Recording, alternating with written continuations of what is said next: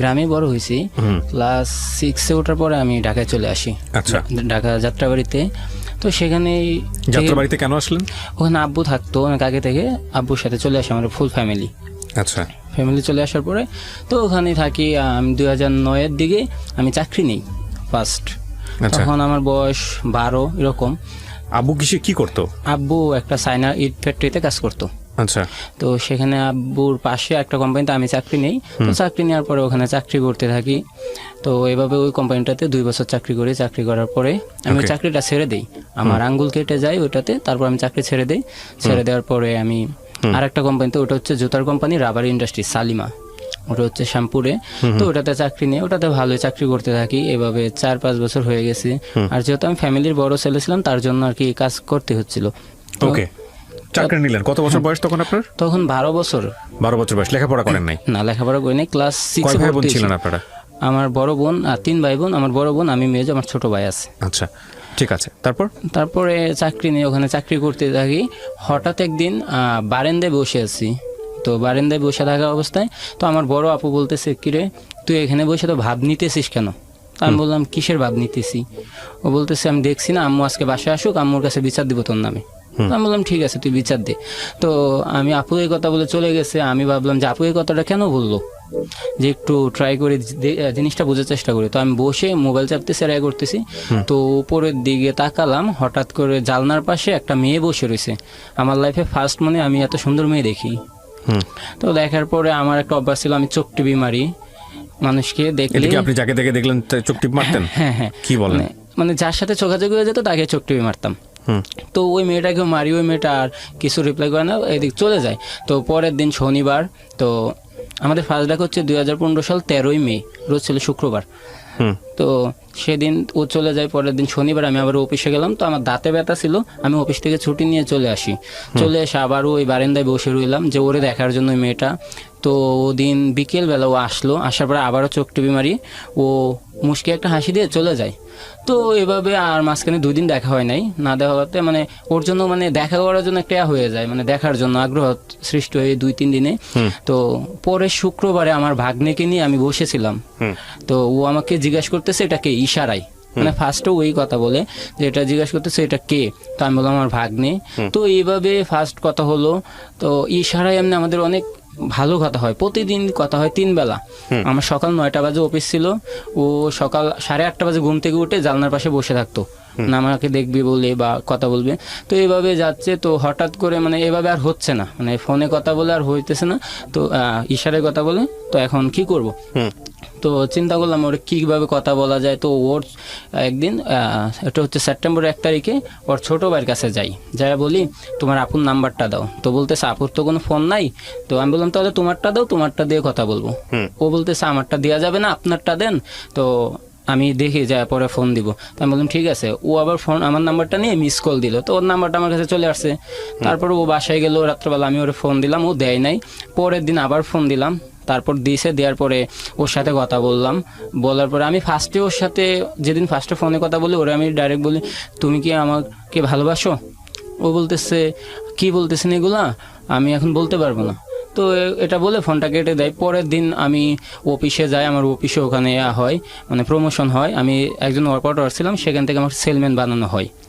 তো আমি তো খুশি অনেক যে ওর এটা জানাতে হবে। তো ওর বাইকে আবার ফোন দিলাম, ওর বাই দেয় না। তারপর দুপুরের পরে ফোনটা দিয়েছে, দেওয়ার পরে আমি বললাম যে এরকম তোমার সাথে ফার্স্টে কথা বলার পরে আমার কপাল খুলে গেছে, তো তুমি কি এখন কি বলো? ও বলতেছে ভালো তো, আপনার কপাল খুলে গেছে তো থাকেন আপনি। তো যাই হোক এটা বলে রেখে দিছে। রেখে দেওয়ার পরে রাত্রবেলা আমি ঘুমাইতে যাব, তো ঘুমাইতে যেতে দিতেছে না, ও কিছু একটা বলতে চায়। তো ও করতেছে যে 11টা 11:30 বাজে জালনা দিয়ে একটা চিঠি পালাইলো। ওই চিঠিটা প্রথম চিঠিটা আনতে পারি নাই, ওটা অন্য একটা বাড়ির চালের মধ্যে পড়ছিল, টিনের চালের, ওখানে উঠলে সমস্যা হবে তার জন্য আনতে পারি নাই। পরে আরেকটা ফেলালো। ওই চিঠিটাতে লেখা ছিল যে আমি আপনার সাথে কথা বলতে চাই, তো আমার ভাইয়ের ফোন দিয়ে সম্ভব না, যা করবেন কালকে দিনের মধ্যে করবেন। আর একটা তেঁতুলের চাটনি আচার ছিল ওই সময় মমতাজের 5 টাকা দামের, ওইটা আপনার জন্য, মানে আচারটা আপনার জন্য। তো ভালোই। তো আমি যখন এটা পাই চিঠিটা মানে অনেক খুশি। তো ওই খুশিতে আমি গান গাওয়া শুরু করছি। তো আমার ছোটো ভাই বলতেছে কিরে এত খুশি কিসের জন্য? আমি বললাম এমনিতেই। তো ভাই আমার ছোটো ভাই বলতেছে দেখি আচারটা দেখাই। তো আমি বললাম না এটা ধরবি না। তো বলতেছে না এটা কে দিছে তোরে? আমি বললাম যেই দেখ তুই এটা ধরবি না। ও অনেক জোরাজুরি করতেছে। আমি ওরে বললাম তুই প্রয়োজনে 100 টাকা নে, তাও আমার এই আচারটা নিবি না। তো আমি ওই আচারটা ওরে দেই না, রেখে দিই আমার বিছনার নিচে। তো পরের দিন আমার একটা ফ্রেন্ড আছে সুমন, ওর কাছে যাওয়ার পরে বললাম দোস্ত আমার একটা ফোন লাগবে ইমার্জেন্সি, তো কিভাবে? ও বলতেছে এখন তো মাস সবাই শেষ হলো, স্যালারি নাই, তো দেখ কেউ ফোন বিক্রি করে কিনা সেকেন্ড। তো একটা ছোটো ভাই ছিল ইব্রাহিম নাম, ওরে বললাম ইব্রাহিম তোমার ফোনটা দিয়ে দাও, পরে স্যালারি বেল টাকা নিয়ে যাও। ও ফোনটা দিয়ে যায়, বাটন ফোন। তো ওই ফোনটাতে আমি একটা সিম, একটা চার্জার, হেডফোন সব কিছু ওকে দিই মেমোরি সহ। দেওয়ার পরে ওইটা দিয়েই মানে আমাদের কথা শুরু। সারারাত্র কথা হতো ওর আর আমার, সারারাত্র কথা হতো। আর তখন ইশারা কথাটা বন্ধ হয়ে যায় আমাদের, ওই ফোনে কথা হয় অফিসে গেলে। তো এটা ছিল ফার্স্ট দিনের। সেকেন্ড ডেতেও যখন ওর সাথে ফোনে কথা বলি, ও বিকেল 4টা বাজে আমাকে ফোন দিল, দিয়ে মানে কান্না করতেছে ফোনের ওই পাশ থেকে। তো আমি বলতেছি কেন কান্না করতেছে না, কি হয়েছে? ও শুধু কান্নাই করতেছে। তো আমি বললাম কান্না করতেছে না কি হয়েছে? ও বলতেছে যে তুমি তো আমাকে কখনো ছাইড়া যাবে না। আমি বললাম কি হয়েছে সেটা তো বলো। ও বল তুমি যদি আমার ছাইড়া যাও তাহলে আমি আত্মহত্যা করবো। তো আমি বললাম এখানে কয় দিনের সম্পর্ক আপনাদের? তখন ইশারায় কথা হয়েছে 6 মাস, আর ফোনে কথা এটা দ্বিতীয় দিনে। আচ্ছা। তো আমি বললাম আজকে 2 দিন মাত্র, তুমি এটা কি বলতেছো? আমি তো কখনোই তোমাকে ছাড়বো না, প্রয়োজনে পৃথিবী আমি ছেড়ে দেবো, তো তোমাকে ছাড়তে পারবো না। ও বলতেছে তো কখনো আমার ছাইড়া যাবো না, তাহলে আমি কিন্তু বাঁচবো না। তো ঠিক আছে এভাবেই কথা বলতেছি। তো 21শে সেপ্টেম্বর হচ্ছে ওর বার্থডে। তো ওই বার্থডেতে আমি ওর বাসায় গেলাম, যাওয়ার পরে ওরে কেক কেটে জন্মদিন উইশ করলাম। করার পরে ওদিন হঠাৎ ও আমাকে জড়ায়া ধরে। ও জড়ায়া ধরার পরে মানে বুকের ভিতরে একটা কাঁপুনি শুরু হয়ে গেছিলো যে এটা কী হয়েছে। বাট জীবনে ফার্স্টে মনে কোনো মেয়ে গায়ে হাত দিছি এরকম একটা সিচুয়েশন করেছি। তো এই কথাটা এখনও যদি ভাবি মানে মনের ভিতরে কীরকম একটা হয়ে যায়, একটা ধূপ করে উঠে বুকের ভিতরে। তো যাই হোক ওর সাথে তো একটা নুডলসের বাড়ি দিল আমার ছোটো ভাইয়ের জন্য। ও আমার ছোটো ভাইয়ের সাথে তখন কথা বলে। তো পরের দিন সকালবেলা আমার আপু যখন ঘর ঝাড়ু দিতে যায়, যাওয়ার পরে ওই বাটিটা পাওয়ার পরে আমার আম্মুর কাছে আইনা দেখায়, দেখো আম্মু তোমার ছেলেরা কিনতে যেন নুডলস আইনা খাইছে। তো আমার আম্মু বলতেছে খাইছে, তো তুই তোর সমস্যা কি? তো আমার আপু আর কিছু বলে না, আম্মু কিছু বলে নাই। তো আমার সবাই দেখতো, ফ্যামিলির সবাই দেখতো আমি ওর সাথে জালনা দিয়ে কথা বলি ইশারায়। হ্যাঁ, তো এটা সবাই দেখতো। তো ওখানে একটা মহিলা ছিল, ওই মহিলা আমাকে বলতেছে দেখছি তো জালনা দিয়ে কার সাথে কথা বলো। আমি বললাম কারোর সাথে কথা বল না। তো উনি বলতো যার সাথে যার বাপ আছে তারে দেখলে সবারই লাভ হয়। তো এরকম একটা উদাহরণ দিল, দেওয়ার পরে আমি আর কিছু মনে করি নাই। এভাবেই যাচ্ছে আমাদের দিন। 25শে সেপ্টেম্বর হচ্ছে কুরবানি ঈদ 2015 সাল। তো কুরবানি ঈদের আগের দিন 24 তারিখ প্রচুর পরিমাণ বৃষ্টি হয়। বৃষ্টি হওয়ার পরে মানে ও আর আমি কথা বলতেছি, আমরা বলতেও পারি না এত বৃষ্টি হয়েছে। আমি যখন বের হয়ে 11টা বাজে রাত্র, তো দেখি যে আরো সমান পানি জমে গেছে রাস্তাঘাটে।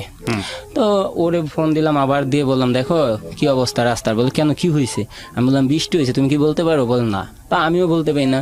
তো পরের দিন কোরবানি ঈদ, ওর ছোট 2টা ভাই, দুজনকে নিয়ে আমি নামাজ পড়তে যাই ঈদের। আচ্ছা। হ্যাঁ, তো নামাজ পড়লাম, ওদেরকে সালামি দিলাম, দেওয়ার পরে বাসায় আসলাম। বাসায় এসে ওর সাথে কথা বলি। তারপরে ও বলতেছে যে ঘুরতে যাবা না কোথাও? আমি বললাম যাবো, তুমি যাইবা? ও বলতেছে না। আমি বললাম কেন? বলে আমার তো বাসা থেকে বের হতে দেয় না, আমরা কোথাও ঘুরতে যাই না। তো আমি বললাম ও তাহলে আমিও যাব না। কিন্তু কোনো ঈদ আমার ওরকম কাটে নাই যে ঘুরতে না যে বাসায় বসে থেকে। তো এটাই ফার্স্ট ছিল। তো কুরবানি শেষ হলো, রাত্রেবেলা কথা বললাম সারারাত্র। তো রাত্রে ঘুমায়া যায়। তো আমরা যেই বাড়িতে ভাড়া থাকি ওই বাড়িতে প্রায় 7 বছর বা 8 বছর ধরে ভাড়া থাকতাম। তো ওই বাড়িতে ভাড়া থাকতাম। তো উনাদের যে ছোট ছেলে, তো উনি ঈদের পরের দিন শনিবার 10টার দিকে আমি ঘুম থেকে উঠে গোসল করে দাঁড়াইছি বারান্দায়। উনি আইসা আমাকে বকতেছে। আমি বললাম কি হয়েছে আপনি বলেন। তো উনার সাথে তর্কাতর্কি করার পরে উনি আমাকে একটা পর্যায়ে মারতে আসে। তো আমি বললাম আপনি আমার কেন মারতে আসবেন? তো ভাড়াটিয়ারা ছিল, তারা ফিরাইয়া দিছে। তো আমার আম্মু তাদের যে মেজো ছেলে আছে তার সাথে বিচার দেয় যে আপনাদের বাড়িতে এতদিন ধরে ভাড়া থাকি, তো কোনোদিন আমার ছেলে 2টা কোনো অন্যায় করে না, আজকে কি করছে যে আমাদেরকে বলে না, আমার ছেলেকে মারতে আসছে। তো উনি বলছে যে ঠিক আছে আমি দেখতেছি। তো ঠিক আছে উনি দেখতেছে এটা বলে, তো আমি ঘুমায়া যাই, প্রচুর জিদ হয়, আমি ঘুমায়া যাই জিদ দিয়ে। তো বিকেল 5টা বাজে ঘুম থেকে উঠি ফোনের সাউন্ডে। তো উঠে দেখি যে আমার ফোনে 76টা মেসেজ ছিল যে ফোন ধরো বাসায় আসো, আবার মিস কল ছিল সাথে অনেকগুলো। তো আমি আবার ব্যাক করার পরে ও বলতেছে তুমি কই? আমি বললাম আমি বাসায়।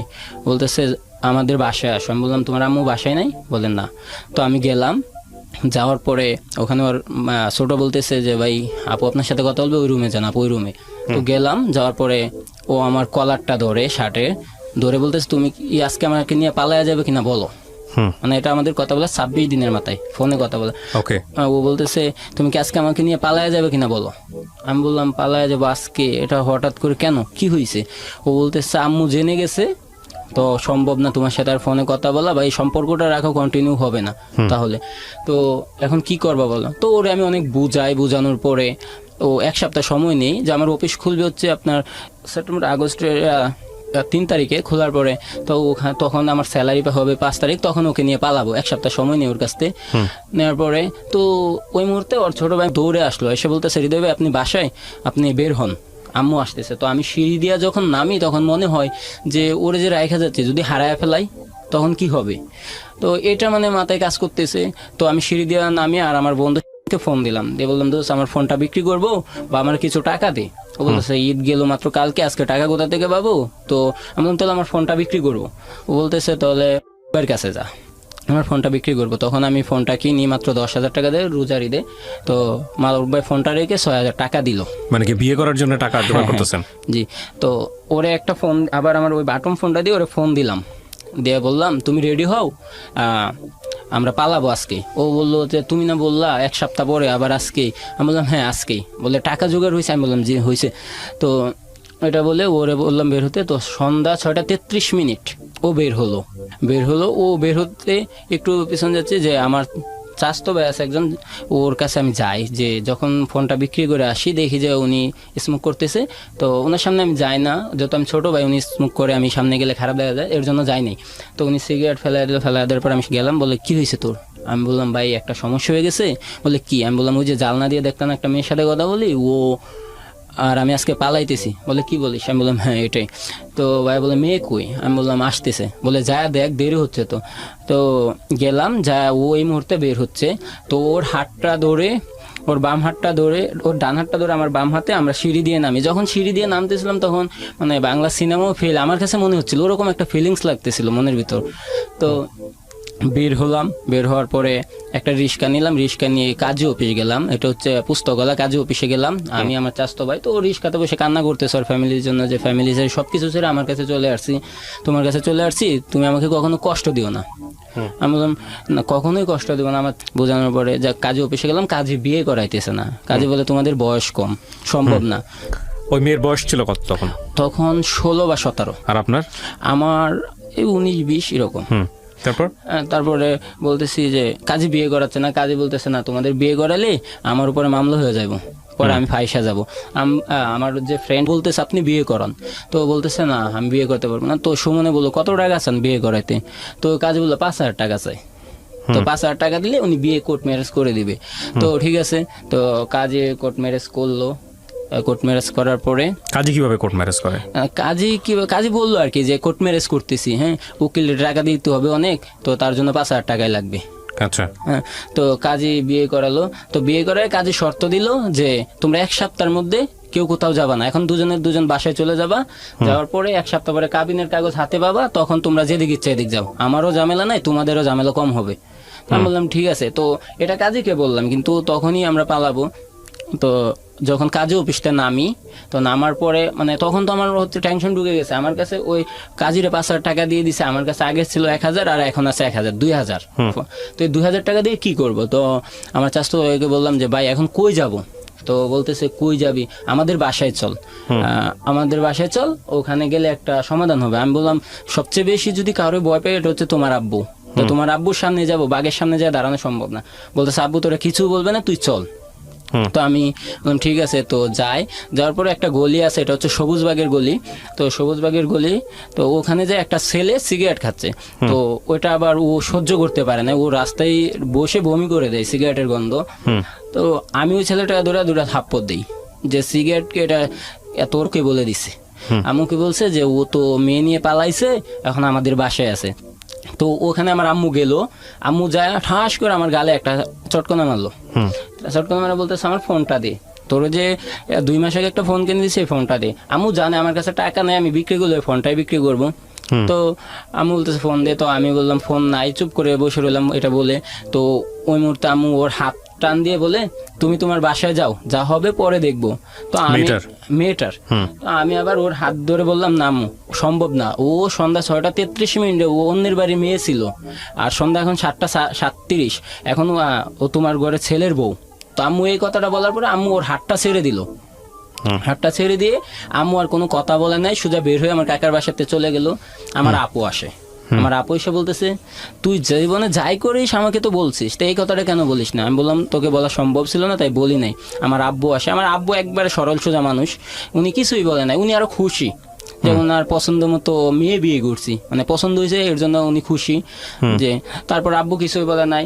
তো এভাবে রাত্র 11টা বাজে, তো আব্বু চলে গেছিল ওখান থেকে। চলে যাওয়ার পরে রাত্র 11টা বাজে আমাদের ওখানের একটা মামা আছে স্থানীয়, মামারা কি ঢাকা যাওয়ার পর থেকে, তো ওনাকে নিয়ে তারপর আমার কাকা আব্বু আসে আবার রাত্র 11টা বাজে। আসার পরে বলতেছে ওরে জিজ্ঞাসা করতেছে, ওর নামটাম জিজ্ঞাসা করলো। জিজ্ঞাসা করার পরে বলতেছে তুমি যে ওর হাত ধরে আসছো, ওর তো বয়স কম, তোমারও বয়স কম, যদি ঝামেলা হয়, বলে ঝামেলা হলে এটা আমরা দুজন বুঝে নেব। আচ্ছা, ও বলতেছে এগুলা। তো বলার পরে মানে ওর কাছ থেকে আর কি এটা জানতে চাইছে যে ও আমার প্রতি কতটা দুর্বল, যদি পুলিশ কেস হয় তাহলে তো, যদি ও দুর্বল না থাকে আমার পক্ষে তাহলে তো বিপদ হয়ে যাবে এর জন্য। তো ওরে দেখে না ও শক্ত আছে আমার উপরে। তো যাওয়ার এমনি উনারা কথা বললো, পর আমার আব্বু বলতেছে তাহলে ওদেরকে গ্রামে পাঠিয়ে দেয়, যদি ঢাকাতে রাখি তাহলে ঝামেলা বেশি হবে, তো এর জন্য গ্রামে পাঠিয়ে দেবে। তো ওই মামা বলতেছে না, ওদেরকে পাঠালে কালকে সকালে, রবিবার দিন সকালে পাঠান, না হলে যদি ওর বাবা একটু প্রভাবশালী, যদি স্টেশনে লোক পাঠায় তাহলে পাওয়া যাইব। তো রাত্রেবেলা পাঠাইলো না, পরের দিন সকালবেলা। আর ওদিন রাত্রেবেলা আমার কাকি হচ্ছে মাঝখানে, ও পশ্চিম পাশে, আমি পূর্ব পাশে শুইলাম। তো ওই শুয়াতে মানে আমাদের ইশারা কথা বলা আবারও শুরু ওই রাত্রে, যে সারা রাত ওর সাথে বসে কাকি মাঝখানে শুয়েছিল, ও আর আমি দুই পাশে কথা বলতেছি, সারা রাত্র কথা বলছি। আজান দেওয়ার সময় ঘুমাইলাম, ঘুমানোর পরে উঠলাম সকাল 9টা বাজে ঘুমতে। উঠার পরে আমাদেরকে গ্রামে পাঠিয়ে দিল। গ্রামে পাঠালো আব্বু আম্মু সবাই। তখন আম্মু আসছে সকালবেলা আমার জামা কাপড় নিয়ে, ওর জন্য কিছু কাপড় চোপড় নিয়ে আসছে, মানে আম্মুর শাড়ি টাড়ি। তো নিয়ে আসে আম্মু মানে হাউমাউ করে কান্না করতেছে যে আমার এত আদরের ছেলে আজকে এই কাজ কেমনে করলো। মানে অনেক কষ্ট লাগে আম্মুর, যে আমাদের বড় ছেলে তুই, এটা আমাদেরকে জানানো উচিত ছিল, আমরা তো অনেক শখ করেছিলাম। সবাই কান্না করতেছে, আমার আব্বু কান্না করতেছে, আমার ছোট ভাই বোন, আমার ভাগ্নেটা, ছোট ভাগ্না যেটা, ও মানে আমার জড়ায় ধরে কান্না করতেছে যে এখন থেকে আমাকে কে মজা কিনে দিবে, তো আমাকে মজা কিনে দিবে বলে মানে অনেক কান্না করে। তো আমিও কান্না করতেছি, সাথে ও কান্না করে, যে ও বলতেছে যে আমি ভুল করছি, এত আদরের ছেলেকে বিয়ে করছি, যে এটা ভুল হয়ে গেছে, ও মানে এটা স্বীকার করতেছে। তো স্বীকার করার পরে তো আব্বু আমাদেরকে নিয়ে আসলো। আমার লাইফে ফার্স্ট টাইম আমি একা একা গ্রামের বাড়িতে যাব। তো আমি রাস্তাঘাট চিনি না, তো আমার চাচতো ভাইকে সাথে দিল। আব্বু আবার মহাকালী এসে বাস কাউন্টারে গাড়িতে উঠাইয়া দিল। উঠাইয়া দেওয়ার পরে গাড়িতে উঠাই দেওয়ার পর আব্বু কান্না করতেছে, মানে বাস থেকে নামতেছে আর কান্না করতেছে। তো মানুষ জিজ্ঞেস করতেছে কি হয়েছে, তো আমার চাচতো ভাই বলতেছে যে কিছু হয় নাই, ও বাড়িতে একটু প্রবলেম, তো তাই ওই যে ছেলে আর ছেলের বউ বাড়িতে যাচ্ছে এর জন্য কান্না করতেছে। তো মানুষ বলে কান্না করার কি আছে। তো আব্বু নেমে চলে গেল, বাস থেকে নেমে চলে যাওয়ার পরে গ্রামে গেলাম। গ্রামে যাওয়ার পরে ময়মনসিংহ যাইতে যাইতে বিকেল 4টা 4:30 বেজে গেছিলো। তো যাওয়ার পরে ওখান থেকে বাসে উঠলাম। আবার ওঠার পরে বাসটা একটু ভাঙা ছিল, কারণ ঈদের পরের দিন, দ্বিতীয় দিন অনেক চাপ থাকে রাস্তাঘাটে। তো ভাঙা ছিল, হাত ব্রেক করে, তো আমার হাত কেটে যায় এই জায়গায়, ওর হাঁটু বাসাইতে যায় আমার হাত কেটে যায়। তো কেটে যাওয়ার পরে ওর যে উন্না ছিল ওই উন্না দিয়ে ভাইরা দেয়, দিয়ে বলতেছে তুমি আমার হাঁটু বাসাইতে যায় নিজের কাইটা দিছো। আমি বললাম এটা সমস্যা নেই। তো ও বলতেছে না তুমি আমার জন্য এত কিছু কেন করবা। আমি বললাম তোমাকে ভালোবাসি তাই করি। ও বলতেছে না এত ভালোবাসার তো কোনো প্রয়োজন নাই, নিজের রক্ত জড়ায় আমাকে সুখে রাখার চিন্তা করবো না কখনোই।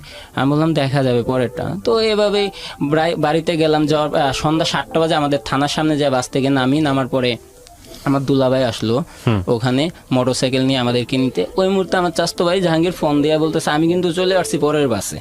তো আমি বললাম চলে আসছো কোথায়, বলে যে 10 মিনিট 20 মিনিট তোরা দাঁড়া আমি চলে আসবে। তো এক মোটরসাইকেলে আমরা 4 জন উঠি, এক মোটরসাইকেলে আমরা 4 জন উঠি। তো ও মোটরসাইকেল ওঠার পর ও তো পিছনে ছিল, আমি হচ্ছে ওর সামনে। তো বলতেছে যে সারাদিন আমার জানটারে একবারও দৌড়ে দেখতে পাই না। আমি বললাম দৌড়ে দেখার কি আছে। ও বলতেছে মানুষ ছিল তাই দৌড়ি নাই। হ্যাঁ, আমি বললাম ঠিক আছে, বাড়িতে গেলে ধরতে পারবা। তো বাড়িতে গেলাম, যাওয়ার পরে বাড়িতে যাওয়ার পরে যে সবাই মানে বাড়িতে আমাদের অনেক বড় গোষ্ঠী, ওখানে সবাই এসে মানে ভিড় জমায়া দেয় যে আমার হৃদয় বিয়ে করে বউ নিয়ে আসতেছে। তো বাড়িতে গেলাম, যাওয়ার পরে ওখানে আবার মোল্লা দিয়ে মানে আমার ধর্মীয় মোতাবেক বিয়ে করানো হলো। আবার বিয়ে করায় ওদিন আর আমাদেরকে এক ঘরে দেওয়া হয় নাই। তো আমার দুলাভাই আছে একটা চাস্তো বোন জামাই, ও বলতেছে যে তোমাদের ভালোর জন্য কালকে গায়ে হলুদ দিয়া তারপরে তোমাদেরকে ভাসর করে দেওয়া হবে। তো ঠিক আছে, দেওয়া হবে। তো পরের দিন সকালে আবার আব্বু ফোন দেয় যে তারা মঙ্গলবারে ঢাকায় আসবে, বাড়িতে যাবে। তো ঠিক আছে, ওনারা আসবে। তো আমি বললাম যে আব্বু আসলে তাহলে গায়ে হলুদ দেওয়া হবে, আব্বু আম্মু আসলে।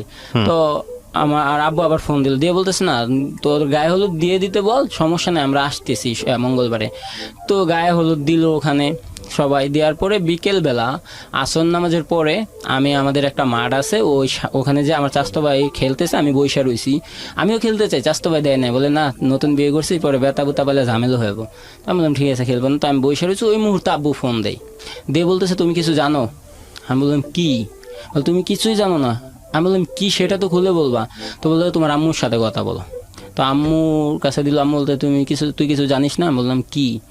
বলে যে ওর জায়গায় একটা বিয়ে হয়েছে। তো আমি বললাম বিয়ে হয়েছে?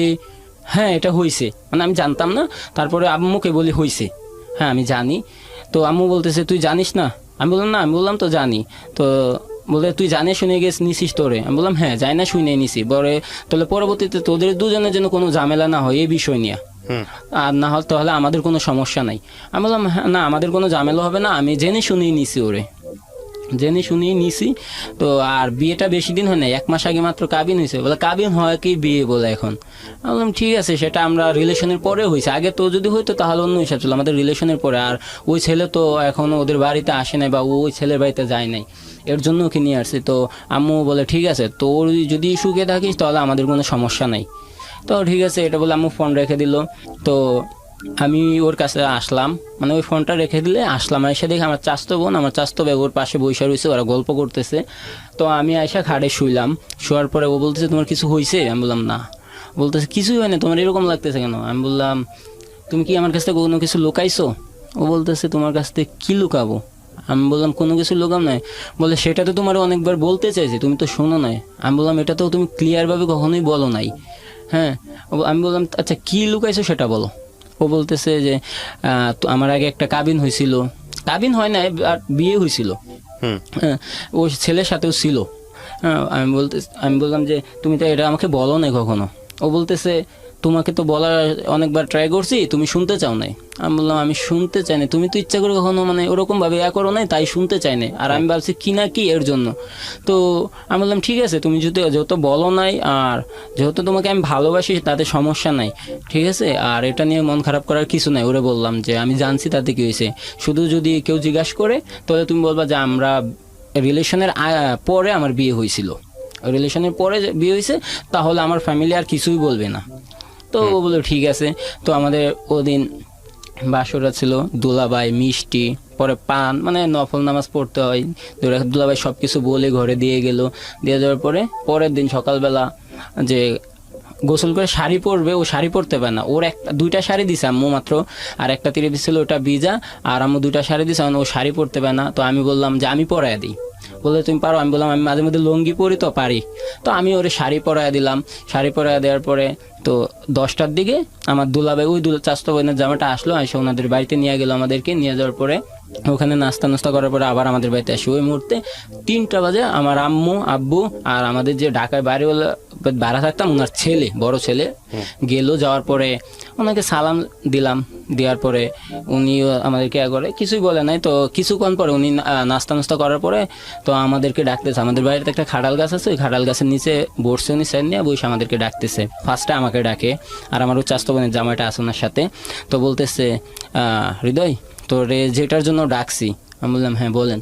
বলে তুই তো আমাদের বাড়িতে অনেক ছোটো জায়গায় ভাড়া থাকিস, কোনদিন তোরে কেউ বলে নাই, আমিও বলি নাই। আমি বললাম হ্যাঁ কিছুই বলেন নাই, নিজের ছেলের মতো দেখছেন। বলে হ্যাঁ। তো বলতেছে যে ওরে ফেরত দিয়া দে। আমি বললাম ওরে ফেরত দিয়ে দিব মানে? কে বলতেছে এটা? এটা আমাদের বাড়িওয়ালার ছেলে ঢাকার। বলতেছে ওরে ফেরত দিয়া দে, তোরে আরো সুন্দর মেয়ে দেখা আরো টাকা পয়সা নিয়ে বিয়ে করাবো। আমি বললাম না, আমার টাকা পয়সা দরকার নাই, আর সুন্দর মেয়েরও দরকার নাই, আমার ওরেই দরকার। তো বলতেছে না তুই ওরে ফেরত দিয়া দে, হুদাই দেখ এটা ঝামেলা করে লাভ নেই। আমি বললাম যে মামা তাহলে আপনিও মামিকে ফেরত দিয়া দেন। বলতেছে কেন? আমি বললাম তাহলে আপনিও আরো সুন্দর দেখে মেয়ে বিয়ে করতে পারবেন, টাকা পয়সা বড় লোক মেয়ে বিয়ে করতে পারবেন। বলে আমার তো 2টা মেয়ে হয়ে গেছে। তো আমি বললাম 2টা মেয়ে হয়েছে, কি হয়েছে? বলে না 2টা মেয়ের জীবন নষ্ট হয়ে যাবো না? তো আমি বললাম তা আমাদেরও তো 2টা জীবন নষ্ট হয়ে যাবে। উনি বলতেছে তোদেরটা আর আমারটা তো অনেক পার্থক্য। আমি বললাম না পার্থক্য কোনোটাই না, একই। তো উনি বললো ঠিক আছে, যদি ও যাইতে চায়, আমি বললাম ও যদি যাইতে চায় ওরে নিয়ে যাবেন, আমি বাধা দেব না। আর যদি ও না যাইতে চায়, আমার কাছ থেকে ওরে খায়রা নেওয়ার মতো কেউ নাই, হয়তো বা নিজে মরবো নাহলে তারে মারবো, এরকম একটা বলি।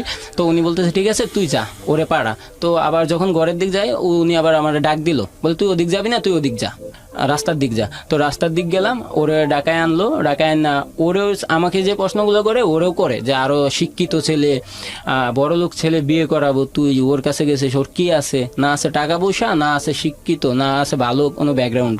ও বলতেছে যে সমস্যা নাই, ও এটাই চলবে, আর ওর কাছটা আমি কখনোই যাব না।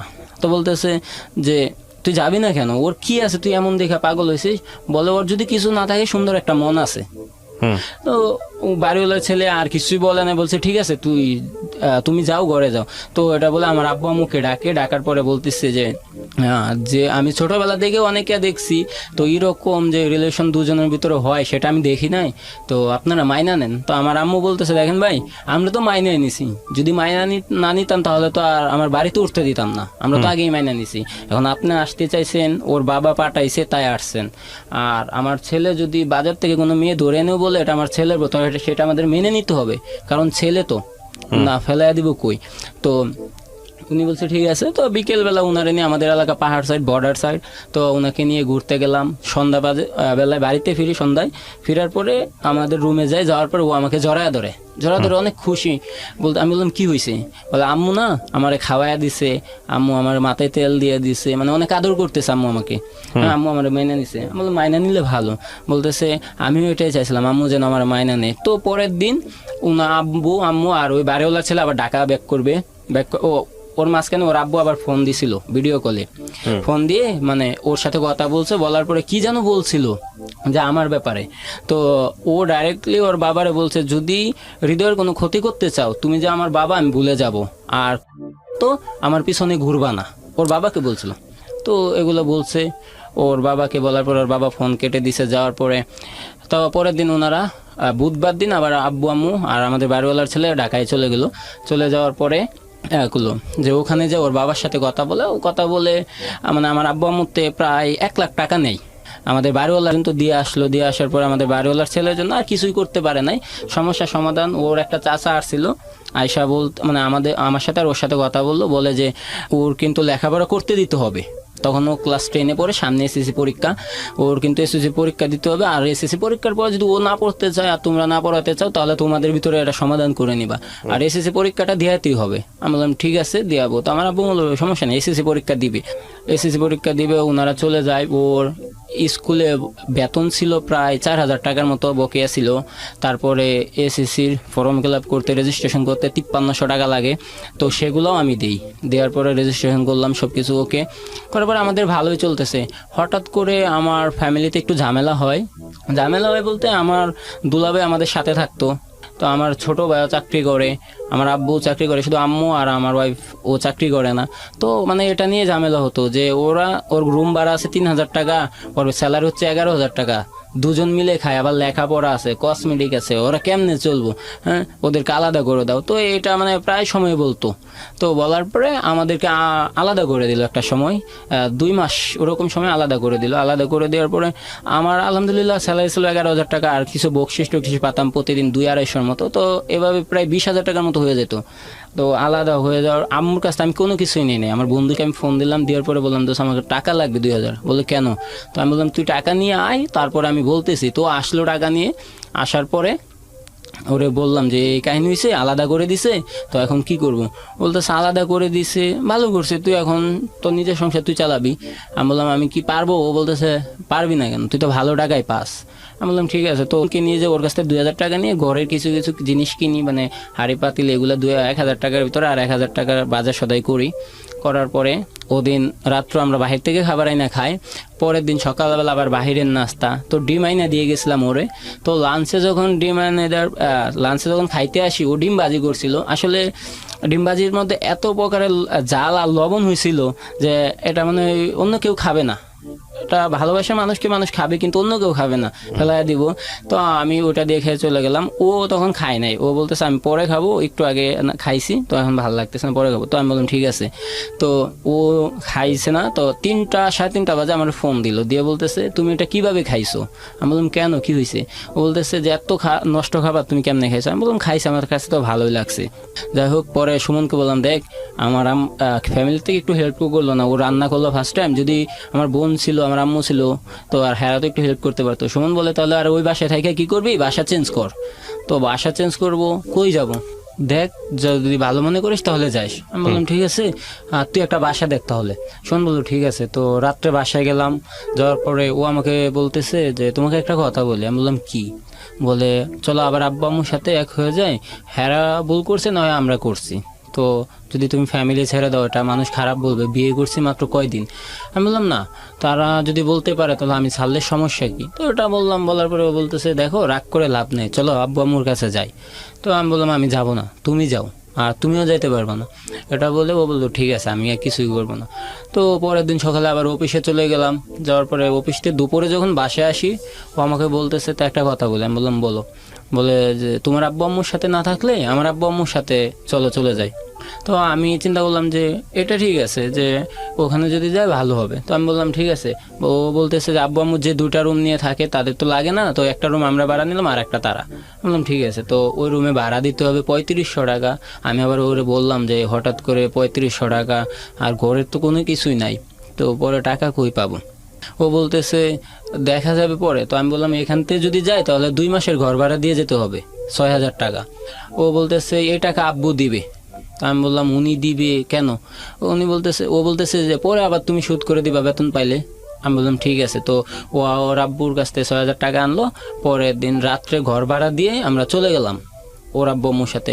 ওখানে যাওয়ার পর অনেক কষ্ট লাগে যে আব্বু আম্মু ছেড়ে এখানে চলে আসছি, মানে অনেক খারাপ লাগতেছিল। লাগার পরেও একটা সান্ত্বনা পাইতাম, ও তো আমার পাশে আছে।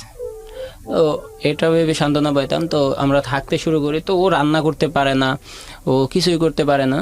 তো আমি করতাম। আমার সকাল 9টা বাজে অফিস ছিল, আমি অফিসে যাওয়ার আগে দুপুরে রান্না করে যাইতাম, সকালে নাস্তা করতাম, দুপুরে রান্না করে যাইতাম, তো আবার বিকেলে এসে রাত্র রান্না করতাম। আর আমার 6 দিন ডিউটি করতে হয় সপ্তাহের মধ্যে। তো 6টা শার্ট, 6টা প্যান্ট 6টা না, প্যান্ট 3টা 4টা ছিল। তো এগুলা এক্সট্রা রেখে দিয়েছি যে প্রত্যেক দিন একটা পরে যেতাম, পরে আবার এটি সপ্তাহ শেষে শুক্রবারে ধুইতাম। আর ওর ক্ষেত্রেও সেম, যে ও 6টা রেখে দিত, শুক্রবারে সবগুলো আমি ধুইতাম। তো এরকমই চলতেছে আমাদের। ওর জন্য প্রায় প্রতি মাসে দেখা যাচ্ছে যে কসমেটিক লাগতো 2 থেকে 3,000 টাকা, প্লাস ওর লেখাপড়ার কথা। আমি হিমশিম খেয়ে যাচ্ছিলাম যে সংসার চালাতে, তারপরেও কষ্ট হলে চালাচ্ছি। ও আমার তো একটা প্যানও আমি কিনতে পারি না, ওর জন্য আমি 3 পিস প্রতি মাসেই কিনি, 2টা 3টা করে, আর নিজের জন্য কোনো কিছুই কিনি না।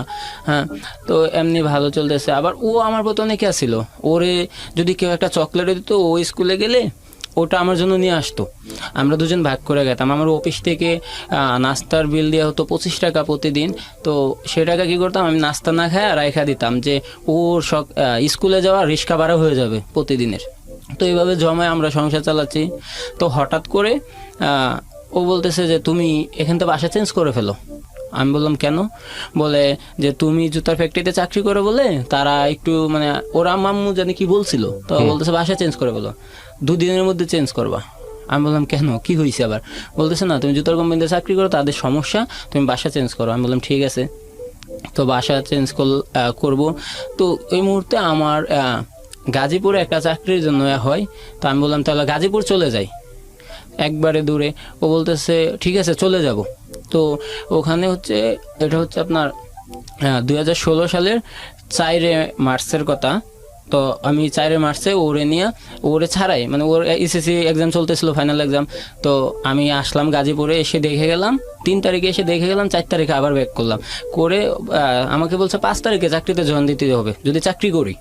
তো ওখানে স্যালারিও ভালো দিবে, 16,000 টাকা স্যালারি দিবে, 8 ঘন্টা ডিউটি প্লাস ওভার টাইম আছে প্রতিদিন 3 ঘন্টা।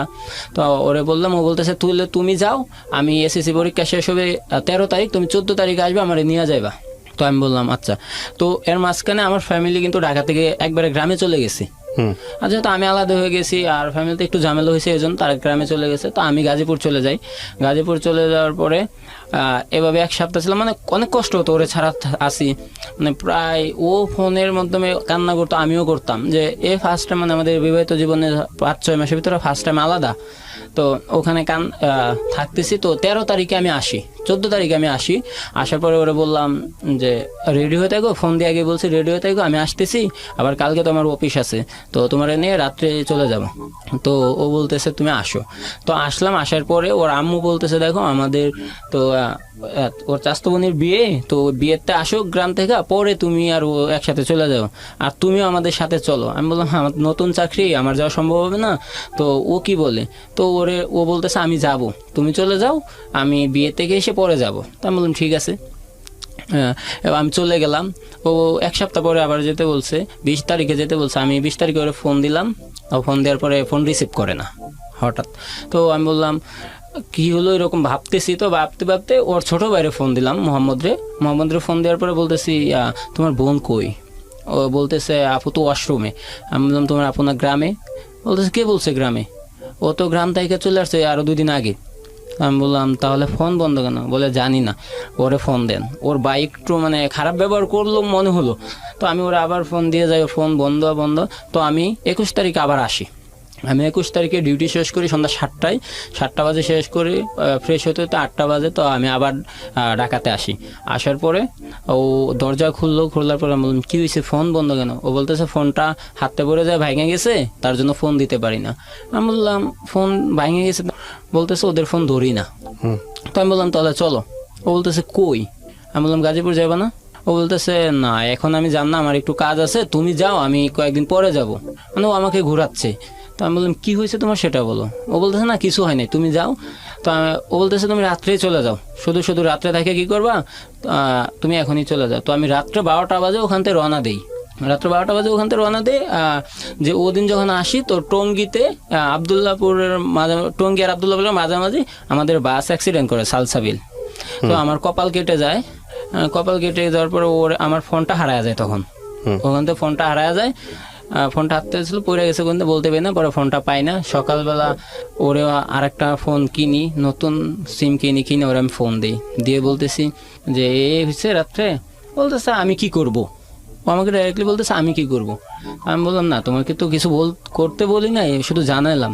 বলতেছে ভালো। তো এভাবে মানে কথা বা একটা দূরত্ব সৃষ্টি হয়ে যাচ্ছে আমাদের ভিতরে। আগে দেখা যাচ্ছে প্রায় দিনে 24 ঘন্টার ভিতরে 6-7 ঘন্টা কথা বলতাম, তখন ওইটা দেখা যাচ্ছে নাইমে 2-1 ঘন্টার ভিতরে চলে আসছে। তো এমনিতেই করতে করতে তো হঠাৎ একদিন ও আমাকে ফোন দিয়ে বলতেছে যে তুমি আর আমার ফোন দিবা না। তো আমি বললাম কেন, কি হয়েছে? ও বলে কিছুই হয় নাই, তুমি আর আমার ফোন দিবা না। আমি বললাম ফোন দিব না মানে? বলতেছে না ফোন দিবা না। তো এরকম ও অনেক রাগারাগি করতেছে। আমি ফোনটা কেটে দিয়ে আমি আবার ঢাকায় আসার পরে ওর আম্মু আমাকে, ও আসে না আমার সামনে, ওর আব্বু আম্মু রুমে বসায় বলতেছে দেখো তোমাদের দুজনের কি হয়েছে। আমি বললাম আমাদের দুজন কিছু হয় নাই, হঠাৎ করে এমন করতেছে। আমি এখন আপনারা জিজ্ঞেস করেন। ওর আব্বু আমাকে ডাইরেক্ট বলতেছে যে ওই সময় তোমার ইচ্ছায় ওর ইচ্ছায় পালাইছো, এখন ও থাকতে চাচ্ছে না, ওটা আমরা কিছু জানি না, আর তুমি এই বাসায় আর আসবা না, ডাইরেক্টলি বলে দিছে। তো আমি বললাম আসবো না, আমার ওয়াইফ না, ও তো আমার সাথে কথা বলবে, তারপর না। ও বলতেছে তোমার ডিভোর্স পেপার পাওয়া যাইবা। উনি বলতেছে তোমার ডিভোর্স পেপার পাওয়া যাইবা। কে বলছে এটা? এটা হচ্ছে আমার শ্বশুর। তোমার ডিভোর্স, তখন আপনার বউ তখন শ্বশুর বাড়িতে? হ্যাঁ শ্বশুর বাড়িতে। তো বলতেছে তোমার ডিভোর্স পেপার পাওয়া যাবে। তো আমি ডিভোর্স পেপার পাওয়া যাবে, উনি আমার হুমকি দেয়, তুমি যদি এখানে কোনো সিনকেট করো তাহলে আমি এলাকার পোলাপান রেখে তোমাকে মারধর করবো। তো আমি এখানে সিনকেট করার মতো, যেহেতু আমার ফ্যামিলিও আমার পাশে নাই, এখানে নাই, তো আমি এখানে সিনকেট করার কোনো প্রশ্ন আসে না। আমি আবার রাত্রবেলা বের হয়ে আবার আমি আমার গাজীপুরে আসার পরে ওরা ফোন দিয়ে যায়, ফোন ধরে না। এভাবে যাচ্ছে। তো আমি একদিন যাই ওখানে, আবার যাওয়ার পরে কিছু ছেলে আমাকে ধরে, মানে আমি যখন বাসা দিয়ে ঢুকতে যাই গেট দিয়ে, তখন আমাকে ধরে বলতেছে তুই এনে কী করিস। আমি বললাম আমি কী করি মানে, আমার ওয়াইফ এখানে, আমি আসতেই পারি। তো বলতেছে না তুই এনে আসতে পারবি না। আমি বললাম কেন, সমস্যা কি? বল না তুই আসতে পারবি না। মানে ওদের সাথে কথা কাটাকাটি হয়। তো ওরা ধরে আমার একটা চিপায় নিয়ে গেল, নিয়ে ওখানে মারধর করলো। করার পরে আমার একদিন আটকায় রাখে, একদিন 2 দিন আটকায় রাখে, মানে আমার খাবারও দেয় না, ওরা পানিও দেয় না, কিছু না। আমি বলছি ভাই আমার কি সমস্যা সেটা বলেন। বলে তুই এলাকায় আসতে পারবি না। আমি বললাম কেন? বলে না তুই আর ওর সাথে কোনো সম্পর্ক রাখতে পারবি না। তার মানে ক্লিয়ার যে ওর বাবা এগুলা করছে। আমি বললাম ঠিক আছে আমি আর আসবো, আমার কথা হচ্ছে আমি এখান থেকে বাঁচি, তারপরে দেখা যাবে কি করা যায়। তো আমি ওখান থেকে ওদেরকে বললাম ঠিক আছে আমি আর আসবো না, আর কোনো দিনই আসবো না। বলতে ডিভোর্স পেপারে সাইন দেওয়া যা। তো ওখানে একটা ছেলে ছিল, তেছে যে ওই ওরে ছেড়ে দে, হুদাই টাকা পাওয়ার কাম, টাকা পাওয়া গেছি, এখন আর ওরা আটকায় রেখে লাভ নাই। তো ওরা বলতে ঠিক আছে ওরা ছেড়ে দে। তো ছেড়ে দিবে। ওরা নিয়ে আসলো আমরা যাত্রাবাড়িতে আইনা বলতেছে তুই যদি কোনো ঝামেলা করিস তাহলে তোর খবর আছে, তুই চলে যা। তো আমি চলে আসলাম। আবার আসার পরে এমনিতে দিন যাচ্ছে, অনেক কষ্ট হতো যে কি করলাম, ভুল করে ফেলছে বা এরকম একটা কিছু মনে হতো। তো পহেলা রোজায় 2016 সালে প্রথম রোজায় ও আমাকে আবার ফোন দিল।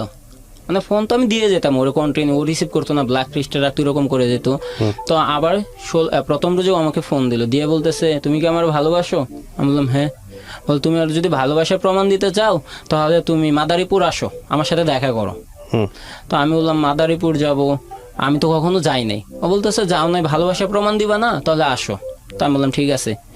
আমি আমার কাছে ওই সময় 2000 টাকা ছিল, যাই।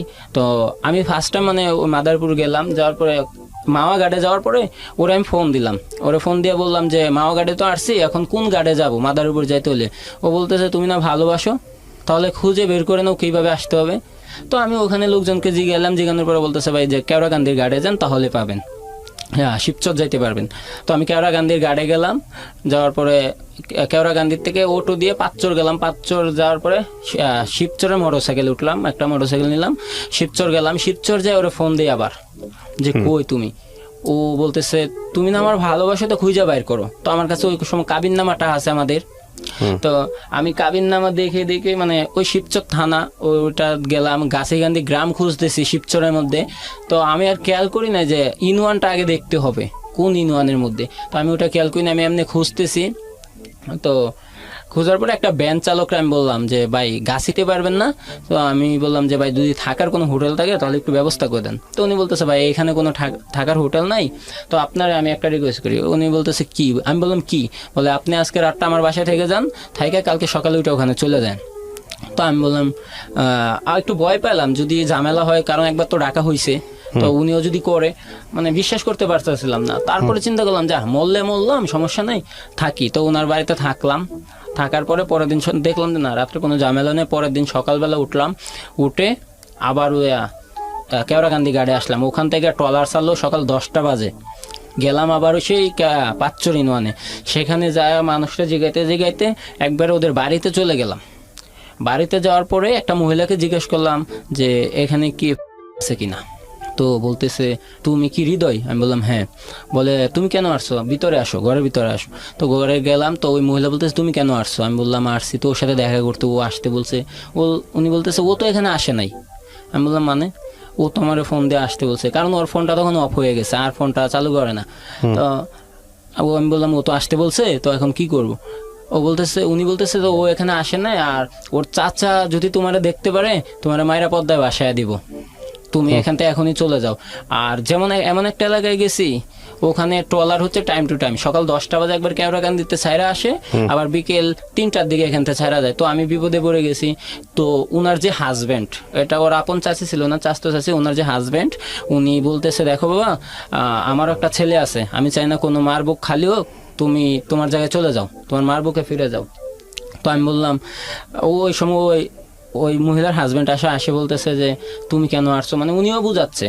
তো ওই মহিলা বলতেছে ওরে একটা ট্রলার নিয়ে ভাড়া করে রিজার্ভ করে ওরে কেওড়াকান্দি পাঠাবো, আবার ও চলে যাক, ও যদি দেখতে পারে তাহলে ওরে মাইরা লাইব। তো উনি কি করলো যে আমার নিয়ে ওই ট্রলার বাড়িতে গেলো, যাওয়ার পরে আমি 400 টাকা দিয়ে ট্রলারটা ভাড়া করলাম, রিজার্ভ আমাকে নিয়ে যাইবো 1টার দিকে। তো নিয়ে গেল উনি, নিয়ে যাওয়ার পরে আবার ওর ফোনটা চালু করার পরে আমি বললাম কই তুমি? তো বলতেছে আমি কোনো একটা মহিলা মাদ্রাসায় আছি, তুমি খুঁজে বের করো। আমি তখন অনেকগুলো মহিলা মাদ্রাসায় গেলাম, কোনোটাই পাই না। আর মহিলা মাদ্রাসা তো ও এরকম করতেছে কেন? ও করতেছে, আমি কেন বলতে পারতেছি না। তো আপনি ওকে জিজ্ঞেস করলেন না তুমি এরকম করতেছো কেন? তুমি একটা ঠিকানা দিলেই তো পারো। ও শুধু বলতেছে ভালোবাসা প্রমাণ দাও। আচ্ছা ঠিক আছে, বলেন তারপর। ও বলতেছে এরকম। তো ফোনটা মহিলা মাদ্রাসায় তো পুরুষ অ্যালাউ করে না। তারপরে আমার ওই ভাইটাকে ফোন দিলাম, যার বাসায় ছিলাম রাত্রে, ওনাকে ফোন দিয়ে ওনার কাছে হেল্প চাইলাম, ভাই একটু হেল্প করেন, যদি কোনো মেয়ে নিয়ে এসে খুঁজে বের করা যায়। তো উনি বলতেছে ভাই আপনি দাঁড়ান তাহলে, আমি আসতেছি। এটা হচ্ছে আপনার শিবচর থেকে প্রায় আরও অনেকটা দূরে, 2-3 কিলো ওখানে একটা মহিলা মাদ্রাসা। ওখানে যখন বলি ওর নাম বলি তো বলছে আছে। তো পুরুষ আসলে দেখতে দিবে না আর ওরে আসতে দিবে না, ওখানে যে মহিলা শিক্ষক যারা আছে তো আসতে দিবে না। তো ওই বাইরে বলে মহিলা নিয়ে আসলাম। তো এনে দেখি যে অন্য মেয়ে, ও না। তো ওইরকম করতে করতে আমি আরেকটা জায়গায়, ওইটা হচ্ছে পাঁচচরের সোনাপট্টিতে, সোনার বাংলা মার্কেটে, ওখানে একটা অ্যাড্রেস পেলাম যে ওখানে আছে। হ্যাঁ ওখানে আছে। তো ওখানে গেলাম, যাওয়ার পরে ওখানে ছিল তো 2টা ঘরে ছিল, ওখানে 2টা ঘর থাকার পরে একটা ঘরে মেয়ে, 2-3টা মেয়ে ছিল, আর একটা ঘরে ছিল অন্য লোকজন ছিল। সেখানে যাওয়ার পরে একটা ছেলে ও আমাকে ঘরে নেওয়ার পরে মানে আরেকটা ছেলে এসে আমার যেমনে পারে এমনি অপমান করলো, যে তুমি ওর পিছনে দৌড়ো কি লেগা, ও তো তোমার চায় না, তুমি ওর পিছনে। আমি বললাম ওই তো আসতে বলছে, আমার ফোনে কলটাই করছিল ওনার, আমি শোনাই দেখেন কে বলছে। তো বলতেছে ও তোমার নিয়ে খেলতেছে, তুমি হচ্ছে ডাবার গুটি, তোমার ডাবা চালতেছে আর তুমি ওরকমই নাচতেছো, তুমি চলে যাও। আর ইচ্ছা মতো অপমান করার পরে আমি আবার ওরে ফোন দিই, ওখানে বৈশা দেখা ফোন বন্ধ, আবার বন্ধ করে দিছে। তো কিছুক্ষণ পরে আবার ও ফোন ব্যাক করছে, মানে ও এখানে থাকতে ফোন ব্যাক করে বলতেছে তুমি আমার খুঁজে পাইছো? আমি বললাম তুমি তো আর গরু ছাগল না যে খুঁজে পাবো, তুমি তো মানুষে খুঁজে পাওয়া সম্ভব না, গরু ছাগল হলে পাওয়া যায়। ও বলতেছে তাহলে কিসের ভালোবাসো, তোমার ভালোবাসার কোনো মূল্যই নেই। আমি বললাম এটা কি বললা? বলতেছে হ্যাঁ এটাই। তো এটা বলতে বলতে আমার ফোনটা কেটে দিয়া আমি ওখান থেকে বের হয়ে আসলাম। তো আমার কাছে ওই সময় কাবিননামা ছিল, ওর ছবি ছিল। তো নামে ওই ছেলেটা আমার পিছন দিয়ে আসলো, 2-3টা ছেলে নিয়ে আইসা আমাকে বলল দাঁড়ানোর পরে সোনা বাংলার মার্কেটের পিছনে নিয়ে যায় আমার এগোলো, ধরে বলতেছে কাবিননামাটা দে। আমি বললাম কাবিননামা দিব মানে? বলে হ্যাঁ কাবিননামাটা দে আর ওর ছবিগুলা দে। তো আমি বললাম না কিছুই দিব না। তো জোরাজুরি করে নেওয়ার পরে কাবিননামাটা রেখে দিল, ছবিগুলা ছিঁড়ে বলতে চাইছিল। তো ওখানে ছবিগুলা ছিঁড়ে নেয়, আবার বলছে যা তুই ছবি দিয়া কি করবি করগা, আর ছবি পাবি না। তো এরকম করতে করতে আবার ঢাকায় আসলাম। আমি ঢাকায় এসে আবার চাকরি করি, গাজীপুরেই চাকরি করতেছি। আর ওখান দিয়ে আমার চাকরি থেকে ওইটার থেকে আমাকে বের করে দেয়। আমি প্রায় সপ্তাহে 2 দিন থেকে 3 দিন অ্যাবসেন্ট করে ফেলি, কারণ ওই ঢাকা দৌড়াদৌড়ি করি, আমি অ্যাবসেন্ট করে ফেলি। তো আমাকে বের করে দিল, এখন চাকরিও পাই না, কি করব। তো ওখানে আমার একটা জ্যাঠা থাকে, ওনারা বললাম যে চাকরি পাওয়া যায় কিনা দেখো, একটু হেল্প করো। তো উনি বলতেছে চাকরি কই পাবে, আর কোন জায়গায় চাকরিতে লোক নেয় না। তো কি করলাম, রাজমিস্ত্রি কাজ শুরু করলাম। রাজমিস্ত্রি কাজ করি আর মাঝে মধ্যেও ফোন দিয়ে আমার কাছে টাকা চায়। হ্যাঁ মাঝে মধ্যে ফোন দিয়ে টাকা চায়, আমি ওর জন্য টাকা পাঠাই। তো এরকম করতে করতে দেখা যাচ্ছে যে রমজান মাস চলে গেছে। রমজান মাস চলে যাওয়ার পরে কুরবানি প্রায় চলে আসছে। তো হঠাৎ করে ওই চাচিটা আমাকে ফোন দিয়ে বলতেছে যে হৃদয়। আমি বললাম হ্যাঁ আমি। বলতেছে তুমি ফাতেমার পিছনে এভাবে না দৌড়ে তোমার একটা বুদ্ধি দে, তুমি ওভাবে দৌড়ো। আমি বললাম কিভাবে? বলে তোমারে বোলানোর জন্য ওর দাদা আর ওর বাপে মিলে তাবিজ করছে, তো তুমি দেখো তাবিজ ভাঙতে পারো কিনা, তাহলে তুমি ফিরা পাইবা। তো তখন আমি আবার চিন্তা করলাম যে এটাই করি। এখন আমি পুস্তকলা ব্রিজের ওই পাশে এক কবিরাজ আছে, ওনার সাথে ফোনের মাধ্যমে কন্ট্যাক্ট করে উনি আমার কাছে 10,000 টাকা চায়, যে সব কিছু করে দিবে, ফিরাই দিব, 10,000 টাকা লাগবে 15 দিনের মধ্যে। তো উনি আগে 5,000 টাকা চেয়েছে, কাজের পরে আবার 5,000। তো আমি টাকা দিলাম বিকাশে। দেওয়ার পরে উনি কি মন্ত্রতন্ত্র বলার পরে আমি বললাম ঠিক আছে। উনি বলছে ঠিক আছে তুমি শনিবার দিন বা মঙ্গলবার দিন আমার এখানে আসবা, পুস্তকালয় আসবা। আমি বললাম ঠিক আছে। আর 2টা টাকি মাছ নিয়ে আসতে বলছে। তো আমি টাকি মাছ নিয়ে আসলাম। আসার পরে উনি বোতলের মধ্যে পানি দিয়ে আগুন ধরাইলো। মানে পরে দেখা করছে যে এখানে তুমি তাকাইলে ওর ছবি দেখতে পাবে। আসলে আমি ওই সময় ছবি দেখতে পাইছি মনে হয়েছে, হ্যাঁ ওই সময় দেখতে পাইছি মনে হয়েছে এরকম একটা, যে তারপর আমি বিশ্বাস করি ওনারে টাকা আরো 5,000 দিলাম, 10,000 দিয়ে আসে। দেওয়ার পরে উনি 2টা টাকি মাছ দিল, দেওয়ার পরে বলতেছে এটি কবরস্থানে ঘাইরা রাখবা, আজকে মঙ্গলবার দিলাম আর শনিবারে উঠে আনবা, তবে রাত্র নিশি হলে কেউ দেখতে পারবে না আর কেউ জানতেও পারবো না। তো আমি ওদিন আসলাম, যাইলাম গাজীপুর, যায়া কবরস্থানে এটা রাইখা আসলাম, আবার রাত্র 2টা বাজে রাখলাম। উনি যেই সময় বলে দিচ্ছে ওরকম ওই সময়। তো 3 দিন মঙ্গলবারে রাখছি, শনিবারে আনতে হবে ওই একই টাইমে। তো গেলাম আনতে, আবার অনেক ভয় পাচ্ছিলাম যে ফার্স্ট মানে ভয় একটা ভিতরে কাজ করতেছিল। উনি বলছে যে পিছন যদি তোমার কেউ ডাকে দৈরাও রাখে তুমি সুইটা আয়া পড়বা, মানে তুমি ওদের পিছনে তাকাইবা না। তো আমি বললাম ঠিক আছে। এখন ভয় পায়া পড়ে গেছি, বাট কেউই কিছু করে নাই, আমার মতো আমি নিয়ে আসছি। নিয়ে এসে উনি বলছে 2টা তাবিজ, একটা হচ্ছে কাটা ছাড়া গাছে ঝুলাইতাম আর একটা হচ্ছে আমার মাজায় বানতাম। তো আমি একটা হচ্ছে কাঁঠাল গাছে বান্ধি, আর একটা হচ্ছে আমার। তো ওই তাবিজ যখন বান্ধি তখন আমি পুরো পাগল, যে এখন আমার ওরে না দেখলে চলেই না। আমি প্রত্যেক দিন ঢাকা আসতেছি। তো এই জিনিসটা আমার এক বন্ধু আছে, বড় ভাই আছে বন্ধুর মধ্যে, ওনার কাছে শেয়ার করলাম, বলে তুই তাবিজটা খুল। তো তাবিজটা খুললো, খোলার পরে ওই তাবিজের ভিতরে কিচ্ছু ছিল না, শুধু সিগারেটের ছিল, ওই যে ফিল্টারটা আছে তুলা ওইটা ছিল। তো বলতেছে দেখ তুই যে 10,000 টাকা দিলি এটা কি। তো ওই রকম করতে করতে তো ওখানে মাওনাতে একটা আছে, আর এক কবিরাজের সন্ধান পেলাম। ওই কবিরাজ বুঝতে পারছি আপনি প্রচুর এনার্জি ব্যয় করছেন, লাস্টে কি দাঁড়াইছে এটা বলেন।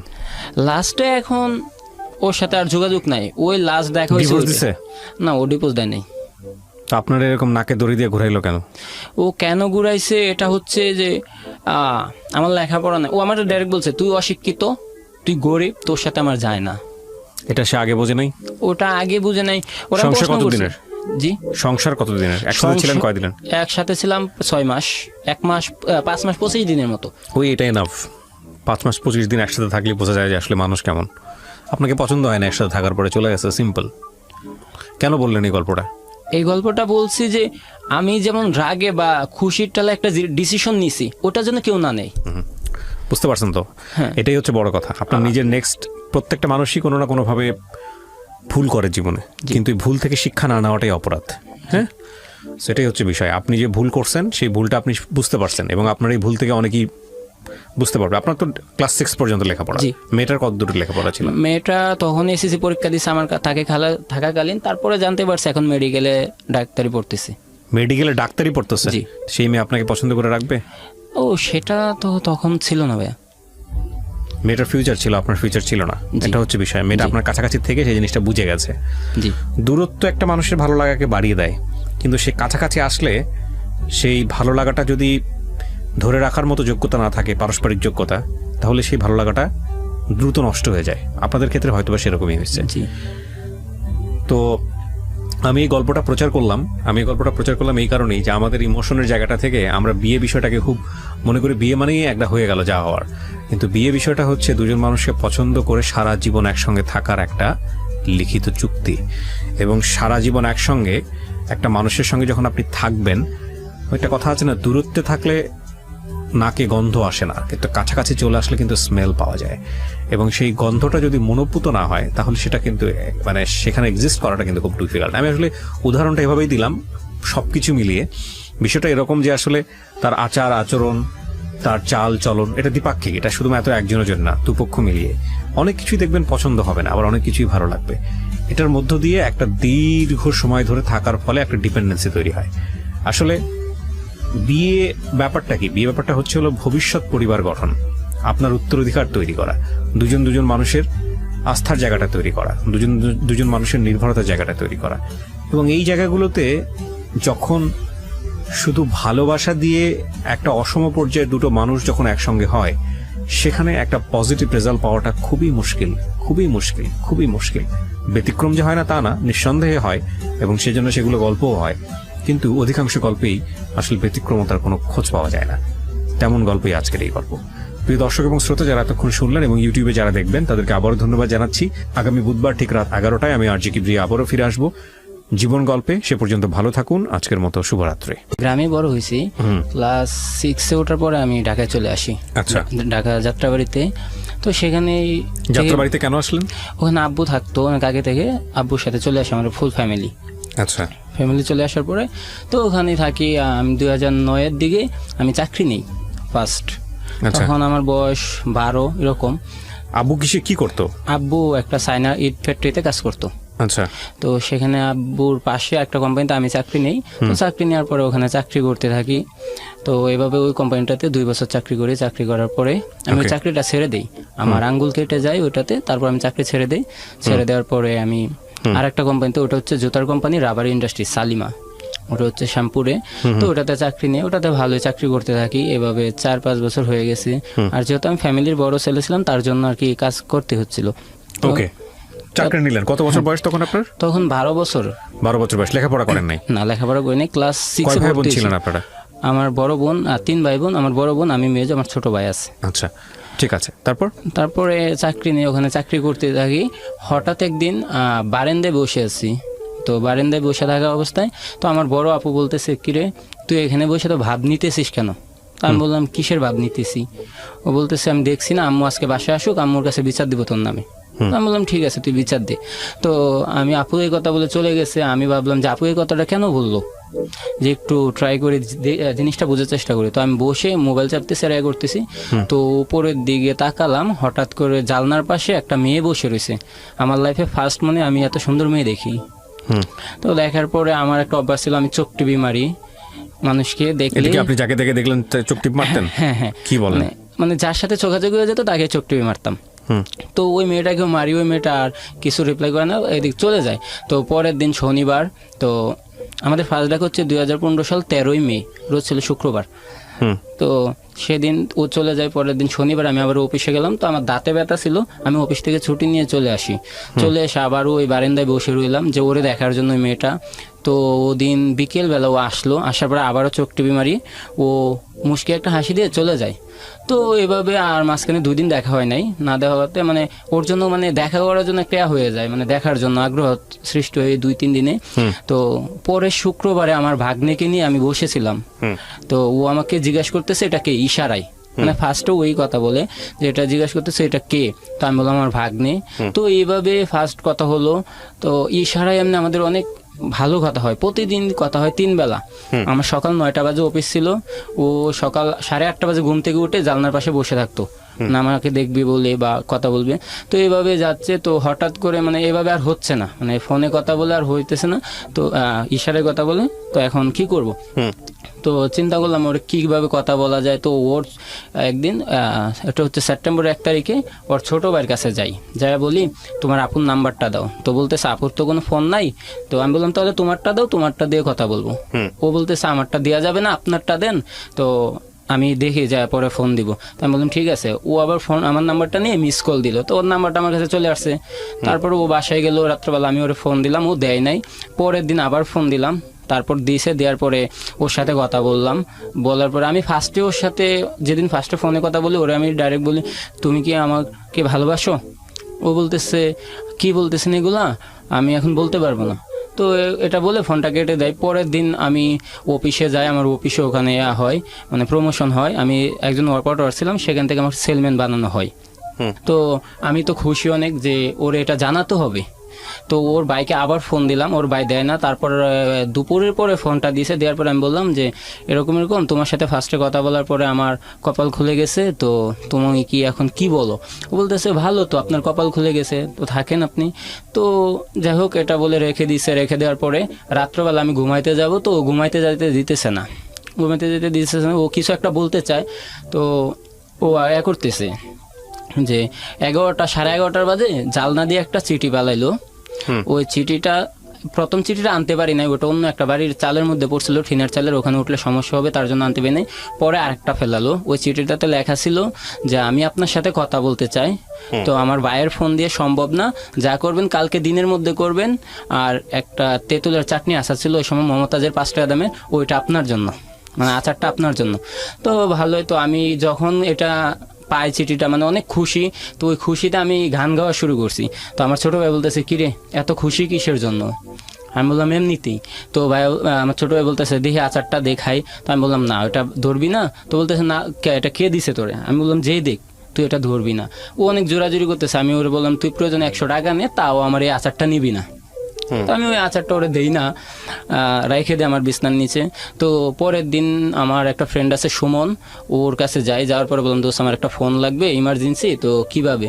ও বলতেছে এখন তো মাস সবাই শেষ হলো, স্যালারি নাই, তো দেখ কেউ ফোন বিক্রি করে কিনা সেকেন্ড হ্যান্ড। তো একটা ছোটো ভাই ছিল ইব্রাহিম নাম, ওরে বললাম ইব্রাহিম তোমার ফোনটা দিয়ে দাও, পরে স্যালারি বেলে টাকা নিয়ে যাও। ও ফোনটা দিয়ে যায়, বাটন ফোন।